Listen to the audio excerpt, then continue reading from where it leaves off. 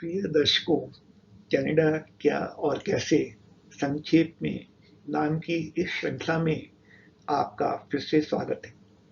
आज की कड़ी में आपको पता चलेगा कि यहाँ पर आम तौर पर लोग किस तरह रहते हैं और उनकी ज़िंदगी कैसे गुजरती है।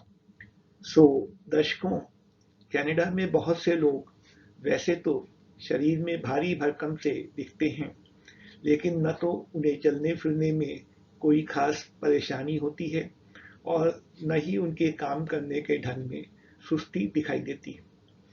इसके विपरीत कनाडाई लोगों में अपने अपने कामों के प्रति कोई चिंता नहीं होती।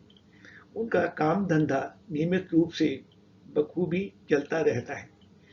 वे हफ्ते में सिर्फ 5 दिन डटकर पूरी लगन से काम करते हैं और फिर शनिवार रविवार को अपने परिवार के साथ मौज मस्ती से जीते या फिर घर पर ही रहकर अपने उन निजी कार्यों को पूरा करते हैं जो कुछ दिनों से अधूरे पड़े हुए होते हैं। खान पान की दृष्टि से कनाडा के लोग कद में अच्छे खासे तो होते ही हैं, शारीरिक रूप से भी वे चुस्त फुर्तीले और स्वस्थ होते हैं। काम करते हुए वे जल्द नहीं थकते।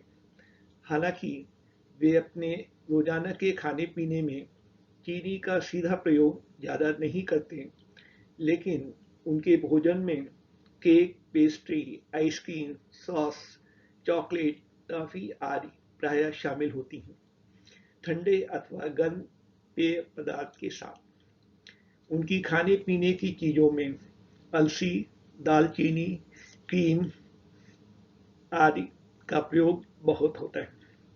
वे प्रतिदिन अनेक फल और कच्ची सब्जियों को सलाद के रूप में भी अवश्य लेते हैं। कनाडा में काफ़ी लोग घर पर कुत्ते पालने के शौकीन होते हैं। सिर्फ यही नहीं, परिवार के लोग इन्हें इंसानों की तरह प्यार करते हैं। सुबह शाम सैर पर जाते समय वे इन्हें अपने साथ ले जाना नहीं भूलते। कुछ लोग तो मार्केट या पिकनिक पर जाते समय अपने कुत्तों को कार के अंदर बिठाकर खुश होते हैं। कनाडा में लोग अधिकतर रेडीमेड कपड़े पहनना पसंद करते हैं, क्योंकि कपड़ों को सिलने की सुविधा का लगभग अभाव है। वैसे अपनी फिटिंग के हिसाब से कपड़े सिलवाना न तो आसान है और न ही कम खर्चीला। इसके विपरीत तमाम मशहूर ब्रांड के से सिलाई कपड़े आराम से मिल जाते हैं। इनमें डिज़ाइन, फैब्रिक क्वालिटी, कीमत आदि की दृष्टि से चुनाव करना आसान होता है। वैसे काफ़ी लोग कपड़े पहनने के शौकीन नज़र नहीं आते। उल्टे वे अधिकतर समय ढीले ढाले कपड़ों में ही दिखते हैं या फिर ठंडे मौसम में कपड़ों की तह एक के ऊपर एक जमा लेते हैं। वेल ड्रेस्ड अप या स्मार्ट लोग कम ही देखने को मिलते हैं। कनाडा के लोगों में खाने पीने की चीज़ों के बीच मदिरा पान एक साधारण सी बात हो गई है। वे न तो इसे बुरा समझते हैं और न ही नशे में कभी बेसुध हो जाते। वैसे यहाँ पर शराब पीकर गाड़ी चलाने पर प्रतिबंध है। पकड़े जाने पर जुर्माना भी काफ़ी भरना होता है। यहाँ तक कि अगर किसी पार्टी में शराब पिलाई जाती है तो उन्हें टैक्सी द्वारा घर लौटने का इंतजाम मेज़बान व्यक्ति को ही करना होता है। दूसरी तरफ एक अच्छी बात यह है कि कनाडा में तंबाकू, गुटखा या पान खाने अथवा धूम्रपान करने की आदत बिल्कुल देखने को नहीं मिलती। कनाडा में वाइन बिजनेस सरकार के पास तो है ही, इनकी दुकानों का संचालन भी सरकार ही करती है। इसके अलावा बंद बोतलों में शराब की बिक्री सिर्फ वयस्क व्यक्तियों के लिए ही होती है। युवा लोगों को शराब बेचते समय इस बात की पुष्टि की जाती है कि उम्र 18 साल से कम न हो। होटल व रेस्टोरेंट में भी जहां ग्राहकों को खुली बोतल से मदिरा पान की सुविधा दी जाती है, मालिक को ध्यान रखना होता है कि उनके ग्राहक कम आयु के न हों। कनाडा में ज़्यादातर लोग अपने स्वास्थ्य के प्रति सजग होते हैं। यही कारण है कि शारीरिक रूप से तंदुरुस्त व निरोग रहने के लिए वे सैर करने, साइकिल चलाने, तैरने, नाव चलाने जैसे क्रियाकलापों में स्वयं को व्यस्त रखते हैं फुर्सत के क्षणों में, या फिर वे अपने घर पर अथवा किसी जिम में फिटनेस एक्सरसाइज करना पसंद करते हैं। बहुत से बच्चों में स्केटिंग करने का शौक भी होता है। युवा लड़के लड़कियां किसी न किसी आउटडोर गेम में भाग लेते हैं या फिर कोई म्यूजिकल इंस्ट्रूमेंट बजाना सीखकर खुश होते हैं। कनाडा में यूं तो परिवार के बच्चों के लिए स्कूली शिक्षा प्रदान करने की निःशुल्क सुविधा होती, लेकिन उच्च शिक्षा पाने का अवसर सबको नहीं मिलता। सिर्फ योग्य छात्र छात्राएं ही विश्वविद्यालयों में प्रवेश पा सकते हैं और यह काफ़ी महंगा भी होता है। यही स्थिति विशेष प्रशिक्षण देने वाली संस्थाओं के ऊपर भी लागू होता है। मेडिकल व इंजीनियरिंग कॉलेज की संख्या बहुत ज़्यादा नहीं है। लगभग सभी परिवारों में बच्चों के युवा आयु तक पहुंचते पहुंचते उनके प्रति माँ बाप का उत्तरदायित्व खत्म हो जाता है। यानी उनकी संतानों को तब आत्मनिर्भर हो जाने की जरूरत होती, तब वे अपना भविष्य स्वयं निर्णय करने के लिए योग्य हो जाते हैं। एक और तो वे अपने माँ बाप के साथ रहने के लिए बाध्य नहीं होते, दूसरी तरफ माँ बाप भी अपने बुढ़ापे में उनसे कोई मदद पाने की आशा नहीं रखते, लेकिन सरकार की ओर से उन्हें पेंशन अवश्य मिलती है। दुर्भाग्य से यही कारण है कि लोगों में अपनी ढलती उम्र के लिए बचत करने की आदत का अभाव होता है। बल्कि किसी न किसी परिवार में ऐसा भी देखा गया है कि लोगों ने अपने अर्निंग पीरियड में बचत करना जरूरी ही नहीं समझा, बल्कि आय से अधिक खर्च भी किया ऐशो आराम व मस्ती भरी जिंदगी जीने के लिए। कनाडा में लोग खरीदारी करते समय क्रेडिट कार्ड से भुगतान करना पसंद करते हैं। नकदी पास होने की जरूरत कभी महसूस नहीं होती। हर खरीद के लिए बिल जरूर मिलता है, कंप्यूटर अथवा मशीन के जरिए, सो सभी को सेल टैक्स देने की आदत पड़ जाती है। हालांकि दूध, फल, सब्जियां आदि पर टैक्स नहीं लगता। इस प्रकार से इनकम टैक्स की तरह ही सेल टैक्स भी सरकारी आय का प्रमुख स्रोत है। कनाडा में घर बनाने या उसे ठीक ठाक रखने के लिए जिन चीज़ों की जरूरत होती है, बड़े बड़े स्टोर्स पर वे सभी सुचारू रूप से उपलब्ध होती हैं, नियमित आकार, साइज, क्वालिटी, कीमत आदि के हिसाब से। इन स्टोर्स पर मौजूद सभी सामानों को इंटरनेट के जरिए घर बैठकर उनकी वेबसाइट पर देखा व चुना जा सकता है। इस तरह जरूरी सामान का ऑर्डर देने में आसानी हो जाती। इसी तरह अन्य बहुत से सामान के लिए भी ऑनलाइन ऑर्डर दे पाना संभव है। अच्छी व भरोसेमंद कुरियर सर्विसेज की वजह से ऑनलाइन शॉपिंग की चीज़ों की डोर स्टेप डिलीवरी आसानी से हो जाती। भुगतान भी ऑर्डर के देते समय इलेक्ट्रॉनिक तरीके से हो जाता है। डिफेक्टिव अथवा अनुपयोगी चीज़ों की वापसी करने की सुविधा भी कनाडा में मिलती है, बल्कि कुछ स्टोर्स पर इस काम के लिए अलग काउंटर भी बने होते हैं।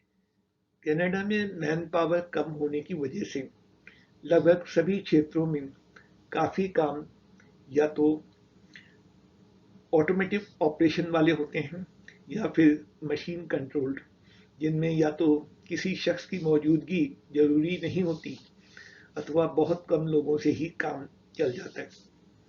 मैन पावर कम होने का एक नुकसान ये भी है कि बहुतेरे छोटे मोटे कामों के लिए या तो क्यू में लगकर इंतज़ार करना पड़ता है अपनी बारी आने का, अथवा काम करवाने के लिए चार्जेस बहुत देने होते हैं। इसी वजह से बहुत लोगों ने काफ़ी काम स्वयं घर पर करने शुरू कर दिए, आवश्यक किट व टूल्स साथ में रखकर। घर में लगे हुए बहुत से उपकरण व अन्य सामान जब खराब होते हैं तो लोग खुद ही उन्हें ठीक करने की कोशिश करते हैं।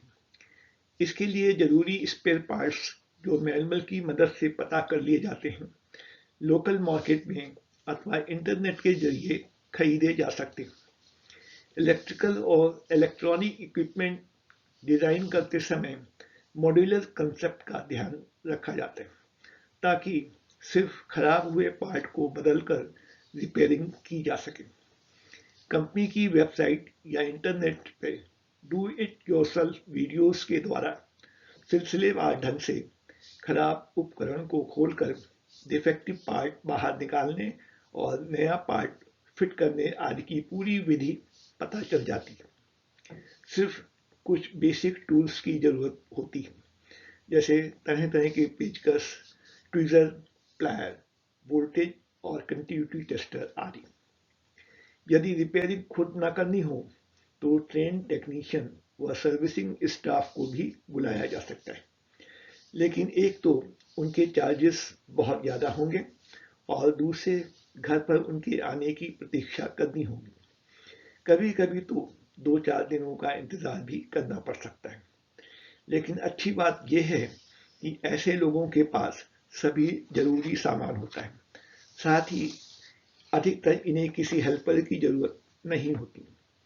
काम करते समय ये लोग सभी सुरक्षा उपायों का ध्यान रखते हैं ताकि न तो उन्हें कोई क्षति पहुंचे और न ही आसपास किसी तरह का नुकसान होने पाए।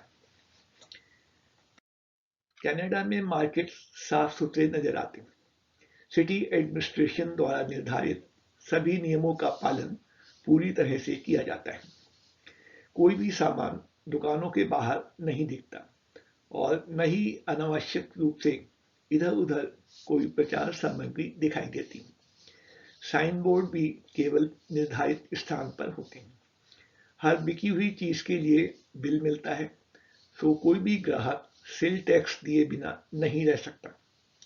यूं तो लगभग सभी स्टोर्स पर सीसीटीवी कैमरे लगे होते हैं, तो बिना भुगतान किए सामान ले जाने अथवा उनके गुम हो जाने की आशंका नहीं रहती।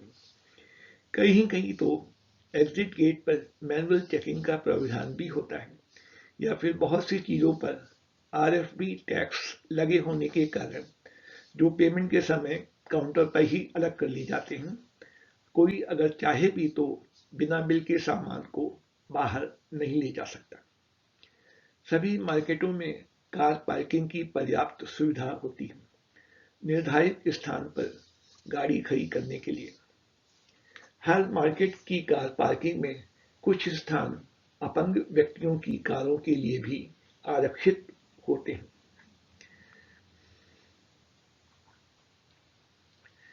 काफी जगहों पर जहां आसपास ऑफिसेज होते हैं अथवा सड़क पर ट्रैफिक बहुत ज्यादा नहीं होता, सड़क किनारे या आसपास भुगतान के आधार पर पार्किंग व्यवस्था होती है।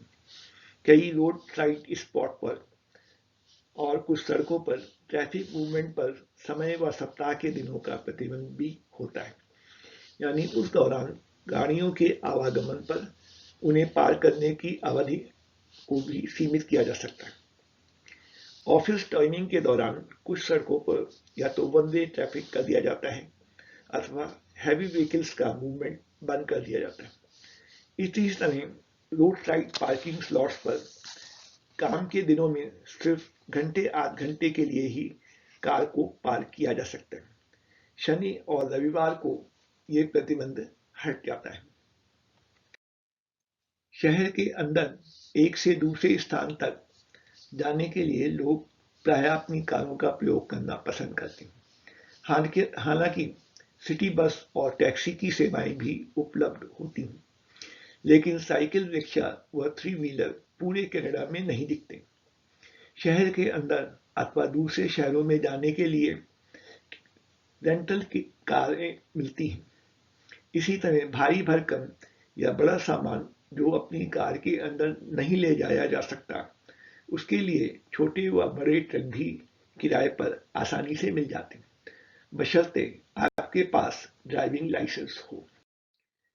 कनाडा के लोग अक्सर लंबी दूरी के सफर पर अपनी कार से जाना पसंद करते हैं, बीच बीच में शॉर्ट ब्रेक लेते हुए, और अगर यात्रा कई दिनों के लिए हुई तो वे रातें होटल में बिताने के अभ्यस्त हैं, जिनकी बुकिंग वे पहले से ही करवा लेते हैं। ऐसा सफर ज़्यादा मुश्किल भी नहीं होता, क्योंकि कनाडा व अमेरिका में हाईवे की सड़कें बहुत अच्छी हैं तथा कारों की ड्राइविंग स्पीड लिमिट भी काफ़ी ज़्यादा होती है। इसके अलावा हर 150 किलोमीटर की दूरी पर पर्यटक सुविधाएं मिल जाती हैं, जहां पर थोड़ा रुककर स्वयं को तरोताजा कर पाना मुमकिन है। यही कारण है कि लोग अपने परिवारों के साथ छुट्टी मनाने के लिए निकल पड़ते हैं, कनाडा भ्रमण पर या फिर अमेरिका के शहरों की सैर करने के लिए 2-4 हफ्तों के लिए। ऐसा करते हुए वे अपने मित्र, रिश्तेदार या अन्य जान पहचान वाले लोगों के घर पर रुकने की बजाय होटल में रहना पसंद करते हैं, क्योंकि वे नहीं चाहते कि उनके कारण नज़दीकी लोगों को असुविधा हो। कनाडा में विभिन्न शहरों के बीच बस सुविधाएं न तो ज़्यादा उपलब्ध हैं और न ही उनके किराए बहुत कम होते हैं। दूसरे, उनमें समय भी तो कम नहीं लगता। बस स्टॉप भी बहुत ज़्यादा नहीं होते। इन्हीं कारणों से लोग अपनी अथवा रेंटल कार से लंबी दूरी का सफर करना पसंद करते हैं। बसों की तरह ही रेलगाड़ियों की सुविधा भी कनाडा के अंदर बहुत गिनी चुनी है। साथ ही ट्रेन का सफर हालांकि काफ़ी आरामदेह व सुविधाजनक होता है, लेकिन यह यात्रा काफ़ी समय लेने वाली और अच्छी खासी महंगी होती है। अन्य अनेक देशों की तरह ट्रेन के टिकट सस्ते नहीं होते। इसी वजह से अधिकतर लोग हवाई जहाज के सफर को पसंद करते हैं। कनाडा के अंदर इसके लिए प्राइस तो बहुत ही है ही, साथ ही विभिन्न शहरों में हवाई अड्डों का जालसा बिछा हुआ है। फिर हवाई यात्रा में समय भी कम लगता है और टिकट भी ज़्यादा महंगे नहीं होते, क्योंकि वायुयान से यात्रा करने वालों की संख्या कनाडा में काफ़ी अधिक है। अंत में दर्शकों, उम्मीद है आज आप जान गए होंगे कि कनाडा में दिन प्रतिदिन का जीवन कैसा है, क्या क्या सहूलियतें मौजूद हैं और दूसरे देशों की तुलना में किन सुविधाओं की कमी महसूस होती है। यदि आपको ये सारी जानकारी पसंद आई हो तो कृपया ऊपरी दिशा में इशारा कर रहे अंगूठे के निशान पर क्लिक करना न भूलें। और अगर आप अन्य विषयों पर भी कनाडा से संबंधित तमाम बातों के बारे में जानने को उत्सुक हों तो कृपया चैनल को सब्सक्राइब अवश्य करें। हम जल्द ही आपकी सेवा में फिर से उपस्थित होंगे एक नए एपिसोड के साथ। तब तक के लिए आपसे विदा चाहते हैं। धन्यवाद।